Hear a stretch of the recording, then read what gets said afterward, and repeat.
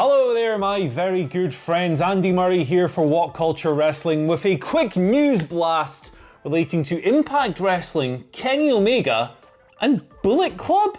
Alright, let's dive into this. The event of last night's Impact Wrestling show. Kenny Omega and Don Callis were back on TV after a successful debut last week, and of course a little appearance at the Final Resolution pay-per-view from this past weekend as well. On that pay-per-view, if you saw the clip, you would have seen Carl Anderson come into the bus. Carl Anderson, of course, a former Bullet Club associate of Kenny Omega in New Japan for about 3 years. They've got a lot of history, and Impact Wrestling really leaned in to that history last night. Kenny Omega and Don Callis were on the bus again. Carl Anderson comes in for a little powwow. He's facing Chris Sabin in the main event. Kenny Omega and Don Callis to get him all jazzed up, go up there, kick his ass, all this stuff. So the match happens. Long story short, in the main event, Carl Anderson wins via roll-up with a handful of tights. Now, Rich Swann, who was already put aback by Kenny Omega's presence last week, he comes up to Carl Anderson and he says, "Hey, that wasn't good, you dastardly man. Why did you win by cheating?"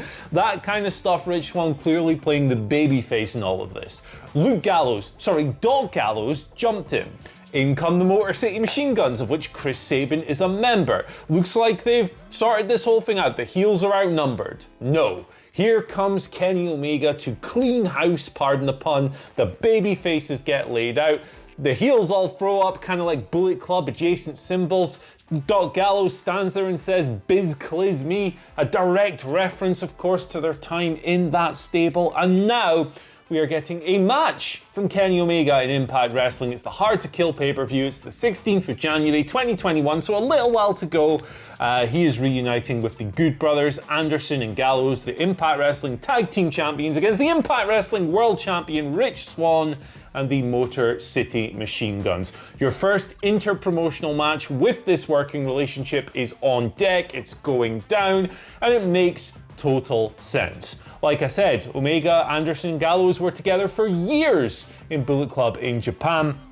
This was a major big-time tease of the stable potentially coming to Impact. Now, Bullet Club never really split up. What do I mean really? They just never split up. They've been on the go for years and years. The current version is vastly different to the one that Omega, Anderson and Gallows were in.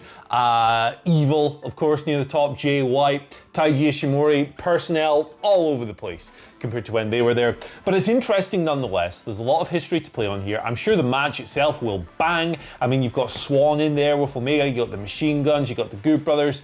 It's a really inspiring pairing. It's something that I can definitely see getting Impact a fair bit of buzz heading into Hard to Kill, and it'll be interesting to see how this week's numbers do. Last week, of course, a big viewership increase, particularly on Twitch, where Impact did something like 25 times better than they usually do for Omega's appearance. You'd expect that to taper off a little bit this week, but you'd still expect some kind of rub. So clearly this relationship, good for business. We've got our first match in the books. Will we see someone from Impact on tonight's episode of Dynamite?